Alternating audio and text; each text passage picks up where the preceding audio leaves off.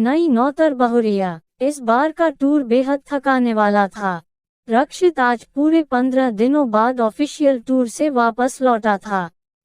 आते ही सबसे पहले माँ के कमरे में गया, उनके पैर छुए और देर तक उनका हालचाल पूछता रहा।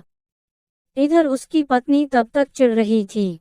जब बाद में वह अपनी पत्नी आरती के पास आया, तब उसने थोड़े गुस्से और थोड़ी नाराजगी से उसे उलाहना देते हुए कहा, जाओ ना अपनी पूज्य माताश्री के पास, रात दिन उनके कदमों में ही बैठे रहो, अब मेरे पास क्यों आए हो?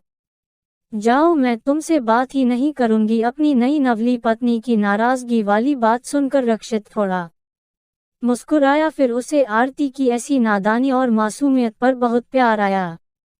उसने आरती को प्यार से अपने पास बैठाते हुए कहा, आ तो गया हूँ अब अपनी पत्नी के पास।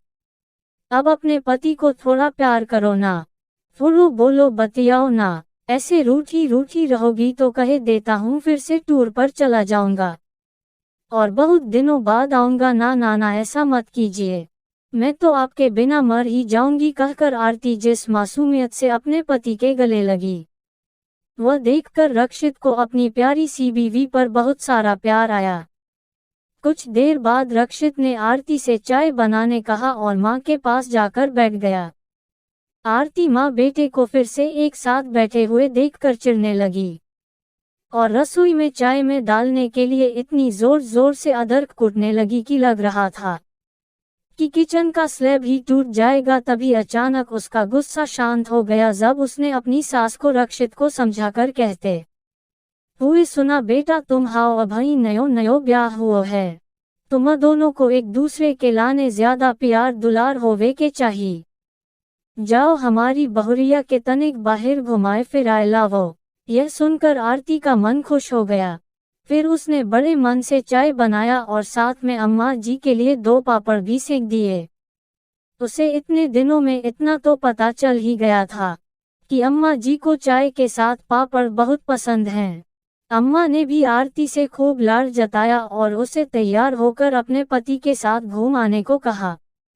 आरती रक्षित के साथ बाहर कुछ रोमांटिक पल बिताने के नाम से बहुत खुश हो गई और सास के गले लगकर उन्हें बच्चों की तरह चूमते हुए बोली, अम्मा जी आप बहुत अच्छी हो, आप तो सास नहीं माँ की तरह लगती हो। अम्मा जी यह सुनकर गदगद हो गई और रक्षित के चेहरे पर सास बहू का ऐसा प्यार देखकर एक सुकून सा आ गया। इधर बेटा बहू दोनों घूमने गए, उधर अम्मा जी अपनी सफलता पर खुश हो रही थीं कि अच्छा हुआ जो उन्होंने बहू की नाराजगी वाली बात सुन ली थी और जान गई थी कि अभी बहू में बचपना है, इसलिए उसे माँ बेटे का आपस का प्यार भी खटक रहा है। पर वह कोई बुरी सास नहीं बनेगी और ना ही बेटे बहू में झगड़ा होता देख खुश होगी। वह तो एक अच्छी माँ बनेगी, अपने बेटे की माँ तो वह पहले से ही है, अब अपनी बहू की भी माँ बनेंगी और अपने परिवार को परस्पर प्रेम और सौहार्द से जोड़े रखेंगी। यह सोचकर अम्मा जी रसोई में रात के खाने की तैयारी करने चली गईं। आखिर बहू घूम फिर कर जब वापस आएगी तब उसे खाना बनाना थोड़े ना अच्छा लगेगा।